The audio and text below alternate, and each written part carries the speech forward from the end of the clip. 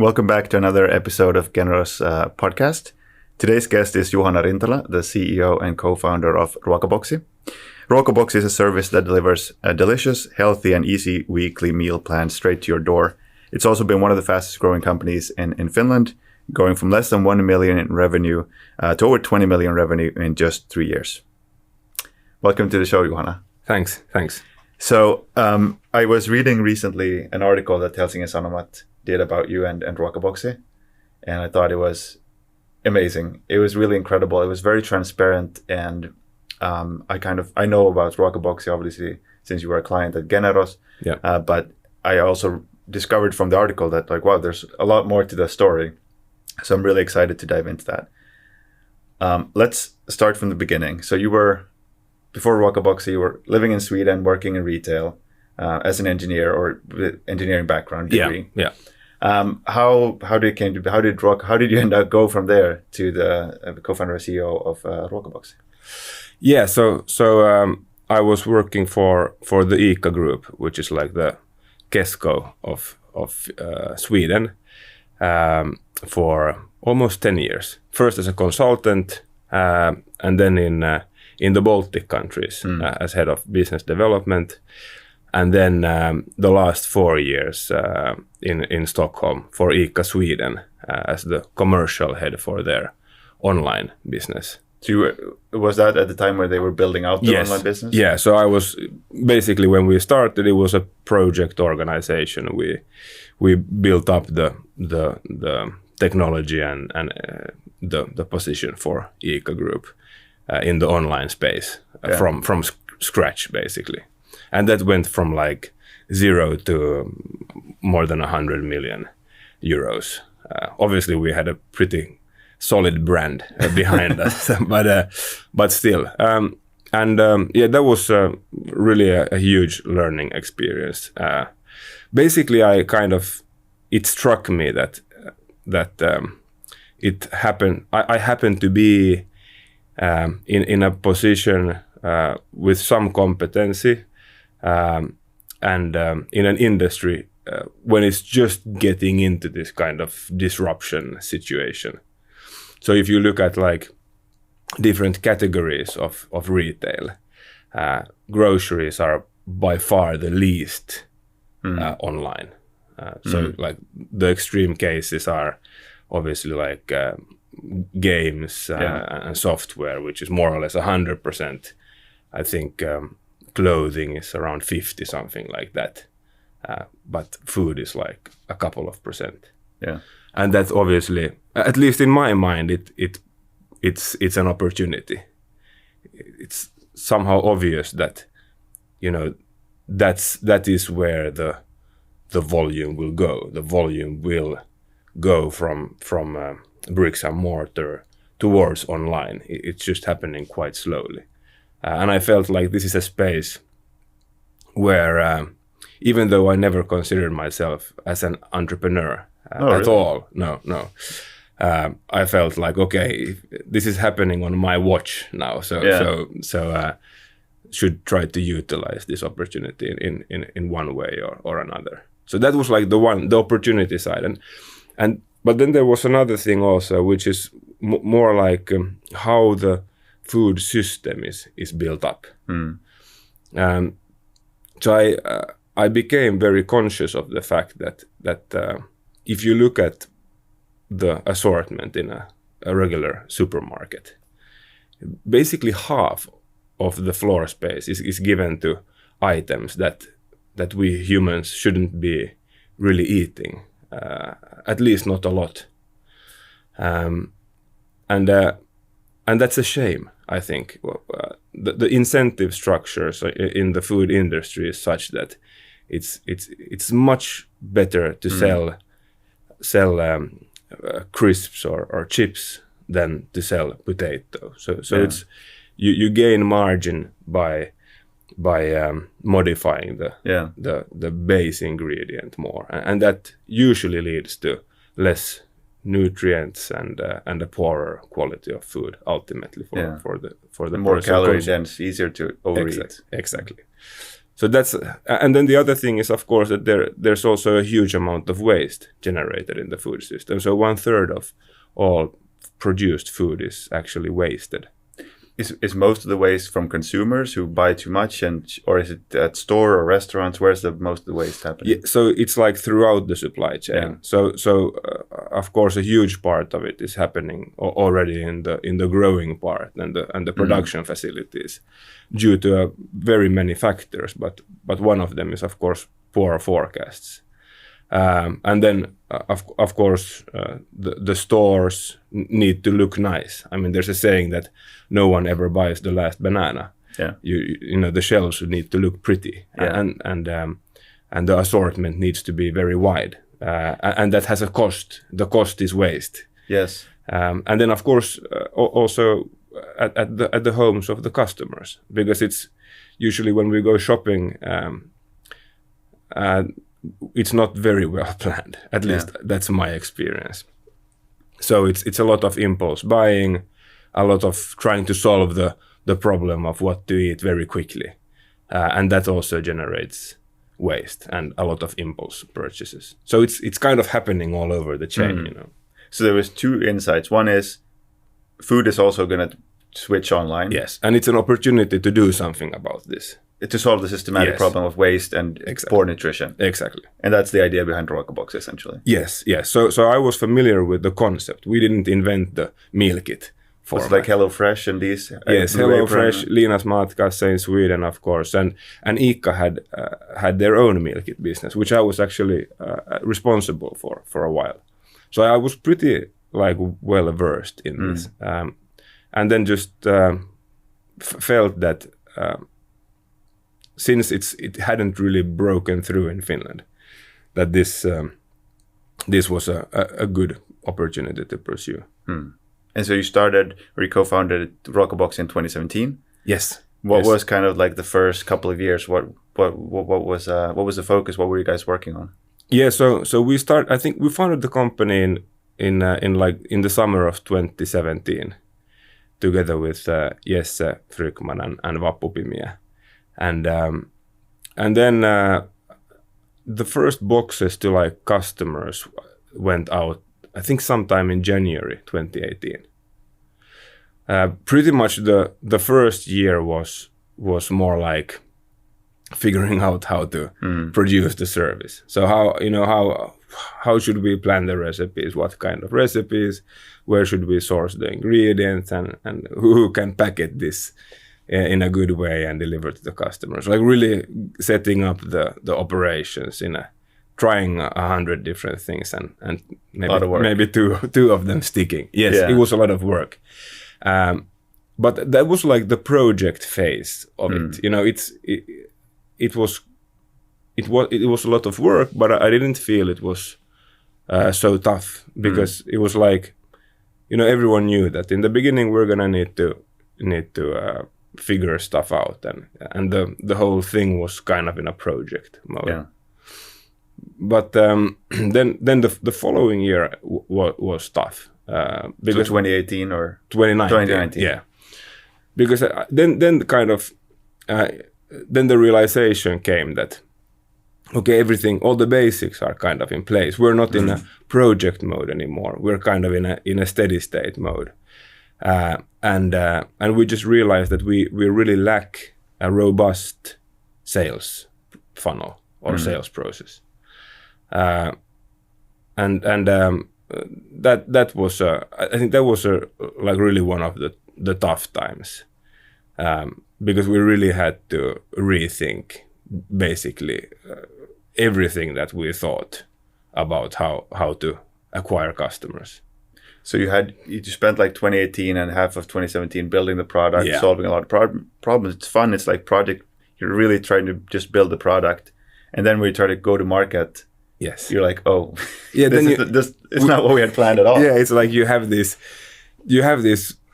product that is getting like good feedback from the customers, and it's so there's some kind of product market fit there. But then you kind of realize that it's not gonna sell itself, you know. And then that was like a really going back to the drawing board situation, and of course it it was also a financial question, because if the revenue is not growing at the pace you were planning, and then your runway is running out, then it's a tricky situation for sure. And so what was the kind of initial problem, that you just didn't have enough money to spend on customer acquisition cost? The CAC was much higher than you had expected, or just the channel, the entire strategy? Yeah, no, it was the entire strategy. We just grossly underestimated how complex it will be to sell the product, and it was like probably mostly due to my background and the fact that meal kits were a very known thing in Sweden, and that was kind of my background. And then in Finland, of course, they were not. Yeah. So we had to like start way back, first explaining what is this service and what's the benefits of this service before coming to the actual acquisition part. So the whole part of generating demand was something that something that we hadn't planned for in the correct way. Yeah. So that was a lot of stressful times and a lot of iteration required to then land at the different sales channels that we now have and operate. I think you touched upon something that I think so many companies, startups, underestimate the importance of actually go-to-market strategy. Yes. And just because you've had good feedback, you seem to have product market fit. Yes. Doesn't mean that you can sell it at scale. No, exactly. So it's a very different thing to sell 10 boxes a week than 5,000 boxes a week. It's a huge difference. And obviously in your case, it was also the added pressure of the fact that, okay, sales are not coming in as fast as we had expected, which means our runway is much shorter than expected. Yes. You have investors, with their demands and so on. And so for you personally, you went, I think I remember reading in the article that you were, during this time, you were working like 80 hours a week and only sleeping 4 hours a night. Yeah. Something like that. Yeah, I mean, yes, at some, the worst weeks were probably something like that. And the way it's always manifest with me, or the way it was for me was with like having trouble sleeping. Yeah. And that's of course a really nasty, evil spiral. Yeah. Because if you don't sleep, then you're not as productive either. So it's not really about the hours, of course. Yeah. I hope everyone understands that. It's actually I consider, I mean, I'm always at work. It's like, even now I'm at work, but also in the evenings I'm at work, because Ruokaboksi is the thing, like outside of my family, it is the thing that I think about by far the most. But yeah, it's really important to have the basics in place. That was like the realization that if I don't sleep, it doesn't matter what else I try to do. I mean, that needs to be the number one priority, at least for me. So then the question became, how do I structure my life around, sleeping, basically? So what is the evening routine look like? What activities should I be doing during the day in order to promote better sleeping? Because it's more important than working a lot. Yeah. And also, like, for me, it starts with working out. So I have to have a very, that's the first things I schedule when I plan my week, is when am I gonna go and work out? Put those in the calendar. They're marked red usually. So everyone knows also, like family and also from the Ruokaboksi team, and if I stick to those, then typically I sleep very well. Because for me, I need to get some outlet of physical exhaustion. Yeah. And then when I train regularly and sleep well, then that allows me also to eat better, because then I have the energy to kind of think about what to eat, breakfast, lunch, and dinner. And then that becomes like a virtuous cycle.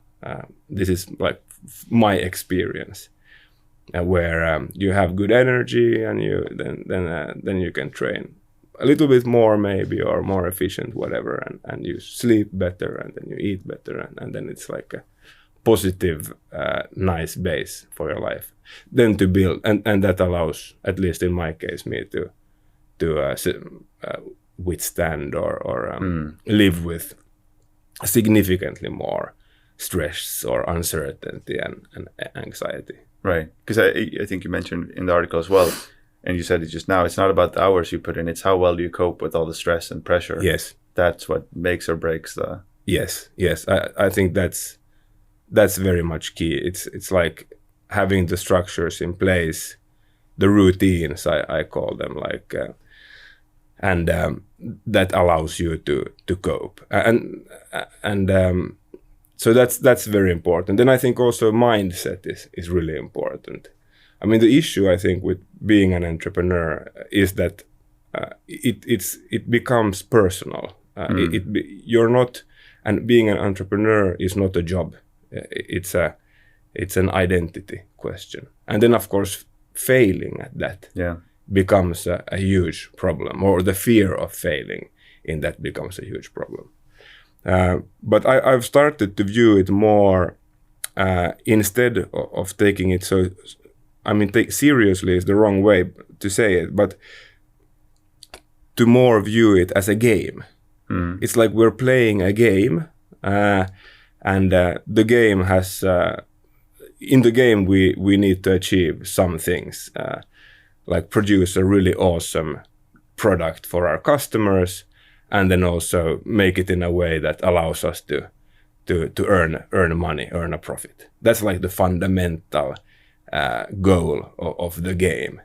And then approaching it in that way, for me, somehow it helps with psychologically, like, yeah, it's a game, and what's the worst thing that can happen? It's like, it's not so bad. I mean, it's there are people working with things that are significantly more serious than what we're doing. We're just playing around with some interesting new concept of providing people with their evening meals.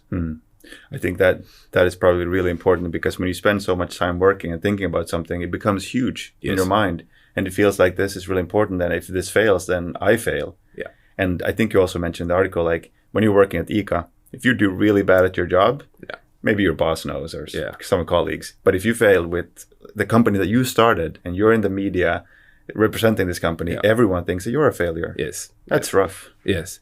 Yeah, it definitely feels that way. But then when you talk to other entrepreneurs, you also realize that there's so many failures to every success. There's much more failing than succeeding, being an entrepreneur. And you kind of need to embrace that. And that was probably my learning journey as well. Look, in hindsight, is to realize this pretty basic fact that you need to be able to withstand much more failure than in order to gain a few successes. Yeah, and I think it might have been because you said you had never seen yourself as an entrepreneur. Yeah. And you kind of, I'm assuming you didn't know about this reality before you went to do it, but then maybe that's a good thing, because if you had known, you maybe not would have started in the first place. Yeah, it's a good question. Like I said, I certainly never saw myself as an entrepreneur, and I still don't view myself like I have friends who are really entrepreneurial, and I'm very different from them. I'm more a specialist, so I like really knowing the subject matter. Some people are like, they just start things and then a few fail, and so what? Let's focus on the ones that succeeded. I'm more like a one trick pony. I happen to know this grocery business, and I feel comfortable working with things I really know in depth. Well, I guess that also, because given your background at ICA, and then of course now the years with Ruokaboksi, doing all those iterations, there's very few people who understand groceries and online groceries and meal kits the way you do. So 2019, that was a difficult time. Yeah.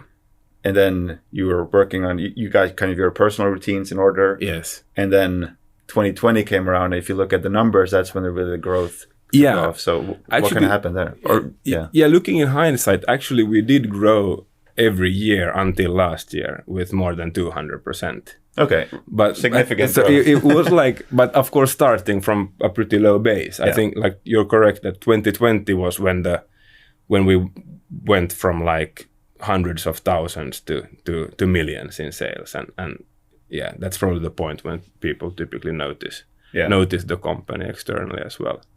But of course, we, like I was saying, like the biggest issue we had was the fact that the concept was so unknown in Finland, and so we had to like generate the demand ourselves, which is expensive and very slow, like you said. But then when the COVID came, that kind of solved that problem for us, because suddenly everyone was thinking about how can I do my shopping without going to the stores. So that was like a perfect storm for us. It was also right at the time when we had like gotten our acquisition processes together. So we were pretty confident in our sales strategy at that time. And basically we decided to go all in, like bet the house on the fact that this was a period that allowed for a significantly faster growth than before. So we went all in with we bet everything, every cent we had on our bank account on customer acquisition, and ultimately it paid off. That's really interesting, because I think what I've seen in a lot of companies is when they have some success can almost be worse than failure, because success, when something is really working, there's this weird tendency to still you don't want to go all in. So you want to, we'll put a little bit more and then we'll see if it works. We'll put a little bit more, but we still want to hedge our bets. Yeah. Very few companies are like, wow, this is a once in a lifetime opportunity. Yeah. We're going to go all in. So how were you guys able to do that? As an organization and from the boards and everyone. Yeah, no, I mean, we had this like pretty important meeting, and that it was with all the owners, and we actually like together decided to declare war on COVID, which in our world meant to just go all in on sales and marketing. So I think that was like really important to have everyone on board, and everyone knew the risk we were taking. I mean, if there was certainly a risk that it wouldn't work, and thankfully it did. And then I think the good thing in our business is, of course, that it scales pretty well when it comes to sales and marketing. So since the digital channels are our major channels, it's the marketing spend or the media cost is very, very scalable. Then of course the content creation is a different thing, but it's quite easy for us to scale if there is an opportunity, and that goes for scaling up as well as scaling down, of course. Yeah, we were talking about this before we started recording, when we had the really good conversation. And you mentioned how you just look at it as a strict CAC basis, customer acquisition cost. Yes. So, could you talk about how that whole acquisition channel, what it kind of looks like and how you approach it? Yeah. So like the fundamental thing for us is, it's basically our business it's a unit economics business. Yeah. So we have we have acquired enough customers. I think it's 140,000 now to understand pretty well how well the kind of the lifetime value of the customer is developing. And that's even though every customer is of course different, on average they are very similar. Yes. I mean, knowing that, you can kind of, and then of course our sales margin or contribution margin, you can kind of calculate backwards how much should you allow yourself to pay for acquiring a single customer.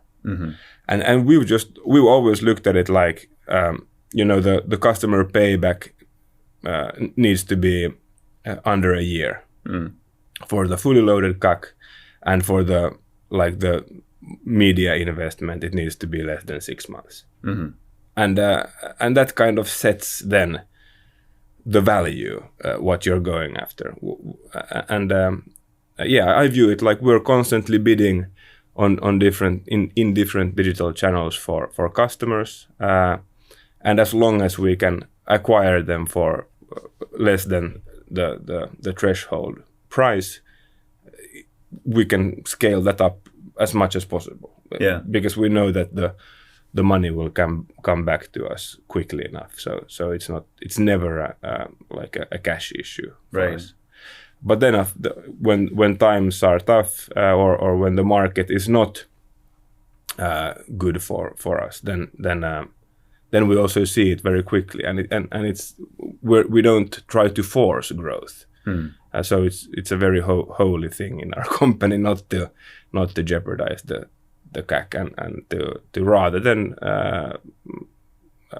stick to the CAC, make sure the unit economics is good, make sure that every customer is always profitable, and then rather acquire less new customers if that's what the market is like. It sounds so obvious, and the math is quite simple, but in my experience, so few companies take this very strict, logical approach. And obviously it takes, you have to have a lot of customers, the CAC and the LTV, but it also takes a kind of acceptance of uncertainty. Because companies don't like to see, boards don't like to see it. They like to see steady growth. They don't like to see, okay, wow, we dropped spend by 50% in 1 month because CAC was too high. So I guess you have a really big competitive advantage because you just embrace the fact that market changes, there's volatility, and we're just going to ride the waves. Yeah, for sure. And I think it's really ingrained in the culture also that nothing is holy. Like we really want to make sure we're very agile, that we very flat hierarchy, everyone's opinions can be challenged, and not to be a corporation. I mean, the cool thing with working in a startup is that you have a highly competent small team that is able to do a lot of things, and not waste time on unnecessary processes or reporting or stuff like that. And that's super motivating if you have the right people. It's awesome. It's the best thing. It's really awesome. So 2020, really rapid growth, 2021, 2022 as well. So, and you mentioned you guys have signed up 140 something customers, 140,000. Yeah. Obviously, Finland is a quite small country. There are only so many households. So, have you run into this issue where, as you you reach market saturation, customer acquisition costs go up, and you need to start thinking about this? How, basically, do you get to a point where customer acquisition becomes hard, and you need to think about how you can gain more from the existing customers? Yeah. I mean, certainly there is that effect. I don't think we're even close to it yet, though. Okay. Because the addressable market in Finland is something like 600,000 households. Yeah. So we've reached like a quarter of that. And if you look at the size of the market for meal kits, like in Sweden, Norway, Denmark, the meal kit business in Finland should be somewhere in the ballpark of 70, maybe 100 million. And it's far away from that. Right. So I think there's a huge amount of growth potential in Finland for sure.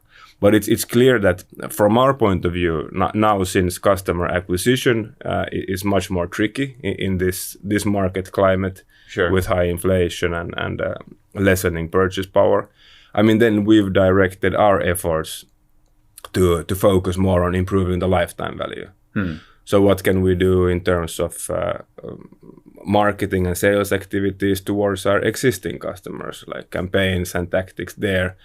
And also we made a huge investment into the technology platform. So we actually just a few weeks ago released the new Ruokaboksi 2.0 platform that now allows customers to change recipes. Which I guess have been really requested. It's been requested a lot, and we can see that there is significant impact on the order frequency for the customers. Which is an interesting kind of question, is when you think about growth in general, but also maybe specifically when it comes to kind of trying to increase revenue from this existing customer base, this investment in product versus marketing, because I feel like a lot of companies they think at marketing being responsible for growth or sales being responsible for growth. But obviously investments in product have a direct impact. So how do you think about balancing between, do we just focus on adding new products to reach new segments or making the existing product better? Or or should we just try to get the word out, increase brand awareness? Yeah. What's the balance? No, I think in our culture very strongly is ingrained this like a testing philosophy. So we typically, before we make an investment in product, we test the concept in some way, like with a Excel sheet and a lot of manual work. Yeah. Because the expensive part of product development is typically the time for coding. And I've found that you can really, if you use your imagination, you can really do a lot of stuff before you bring it to the development team, like manually, and validate that what you want to do really is going to have the impact. So, for example, we've now tested for this year, so last 4 months, we've tested 4 different concepts for our loyalty program, just like manually. So the customer experience is not exactly like we want to do it. It's a little bit crappy. It requires a lot of manual work following up the customers, but it has allowed us to be 100%. We have facts of which one of those 4 different ideas generates the most sales uplift and best margin improvement. And then when you kind of have that in your back pocket and you're thinking about how to allocate resources, it's a pretty easy thing to do. I just think it's a focus question. If you always, I can't really answer it maybe more than that. No, but we do it very dynamically. Just open dialogue. So it sounds like you've been able to kind of retain this very fast testing cycle. Yes. By not making not everything has to have this huge process, and you have all these stakeholders, and you have to have a clear plan. You can just test something manually, see if it works, and then you can. Okay. Absolutely. And I've seen that, in your marketing and kind of seeing what in the Heyman is posting and stuff like that. I know you guys are taking that approach in marketing as well. Yeah. No, for sure. And also like to not over-engineer it before you for sure know it's gonna work. Like the test version, you should be a little bit ashamed of the test version. Otherwise, it's over-engineered. Exactly. So just get it out there and see. And then my experience is that the customers will tell what's not working with your idea once you expose them to the new concept or idea. And it's typically not what you thought yourself.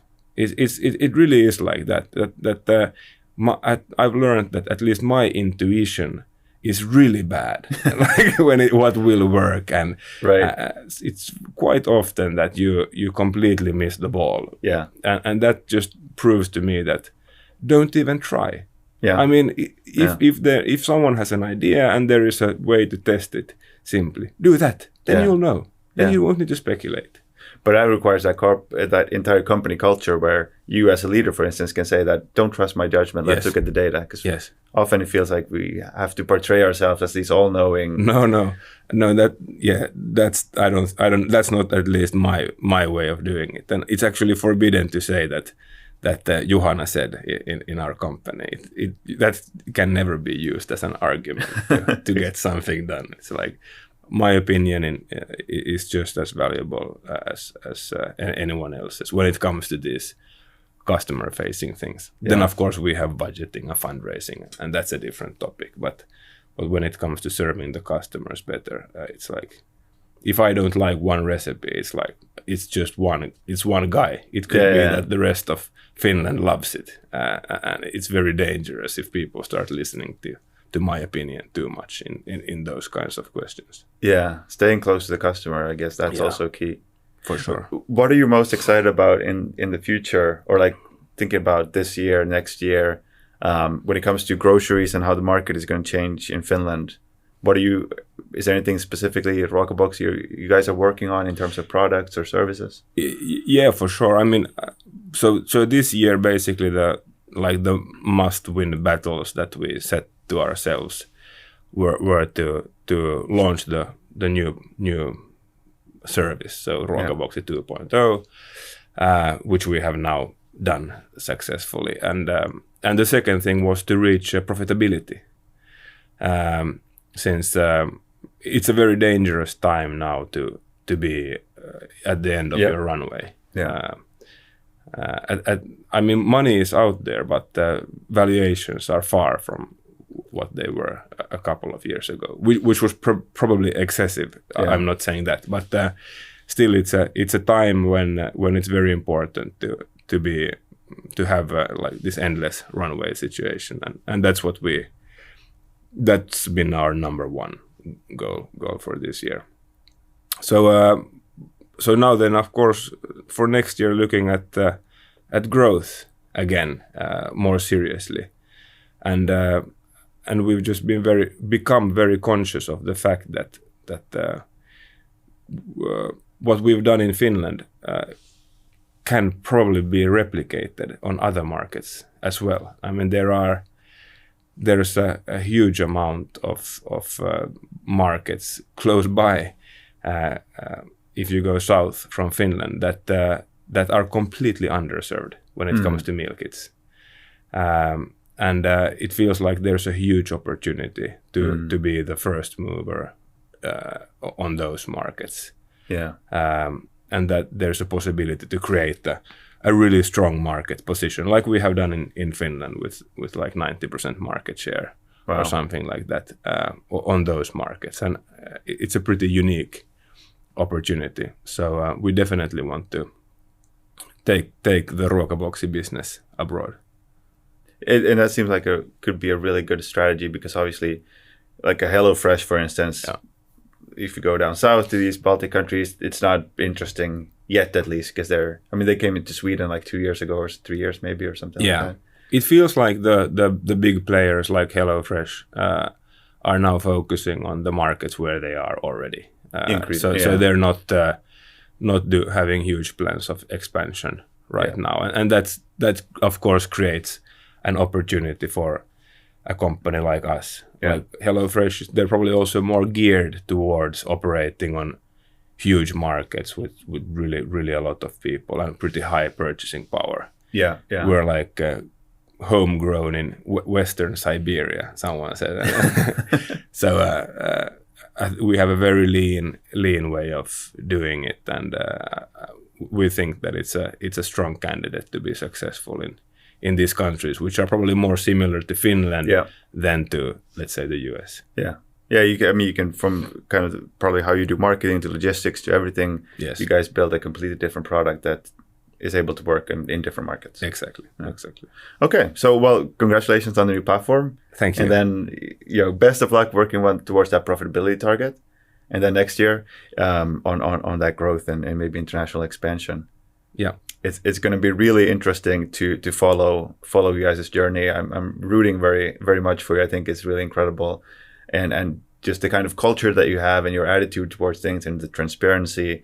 It's one of those really good kind of Finnish startup stories that I think we need a lot more of. So Thanks. Best of luck with everything, and thank you so much for coming on the show. Thanks a lot.